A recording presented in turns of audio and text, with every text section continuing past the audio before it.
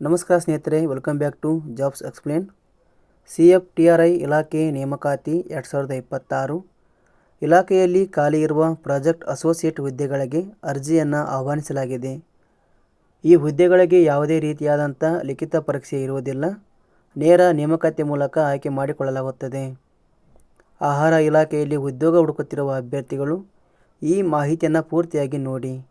ಈ ಒಂದು ವಿಡಿಯೋದಲ್ಲಿ ನಾವು ಹುದ್ದೆಗಳಿಗೆ ಅರ್ಜಿ ಸಲ್ಲಿಸುವುದು ಹೇಗೆ, ಶೈಕ್ಷಣಿಕ ಅರ್ಹತೆ ಏನು, ವೇತನ ಶ್ರೇಣಿ ಸಂಪೂರ್ಣ ಮಾಹಿತಿನ ಈ ಒಂದು ವಿಡಿಯೋ ತಿಳಿಸಲಾಗಿದೆ. ಕೊನೆವರೆಗೂ ನೋಡಿ.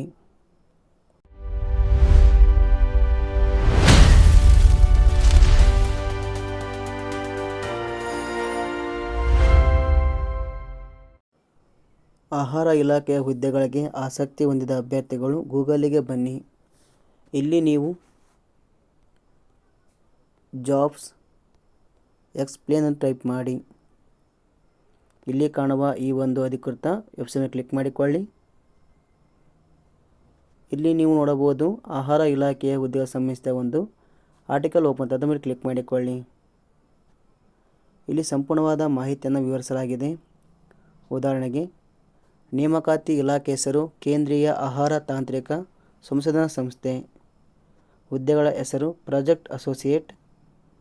ಒಟ್ಟು 12 ಹುದ್ದೆಗಳು ಖಾಲಿ ಇವೆ. ವೇತನ ಶ್ರೇಣಿ 25,000 ರೂಪಾಯಿ ವೇತನ ನೀಡಲಾಗುತ್ತದೆ. ಶೈಕ್ಷಣಿಕ ವಿದ್ಯಾರ್ಹತೆ BE BTech in CSE MSc ಶೈಕ್ಷಣಿಕ ಅರ್ಹತೆ ಪಡೆದಿರಬೇಕು.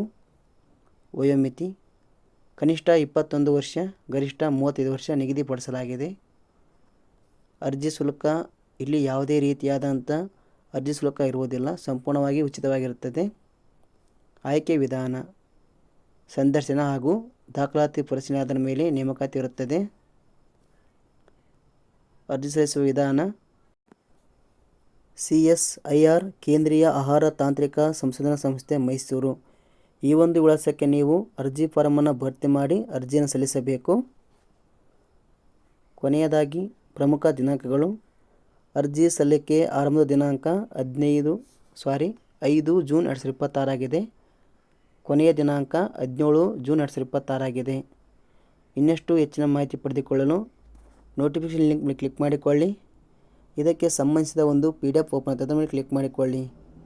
ಇಲ್ಲಿ ಎಲ್ಲ ರೀತಿಯ ಮಾಹಿತಿಯನ್ನು ವಿವರಿಸಲಾಗಿದೆ. ಬೇಕಾದರೆ ನೀವು ಒಮ್ಮೆ ಚೆಕ್ ಮಾಡಿಕೊಳ್ಳಿ. ಹಾಗೆ ಇಲ್ಲಿ ಒಂದು ಅರ್ಜಿ ಫಾರಮ್ ಇದೆ, ಇದನ್ನು ನೀವು ಭರ್ತಿ ಮಾಡಿ ಅರ್ಜಿ ಸಲ್ಲಿಸಬೇಕು.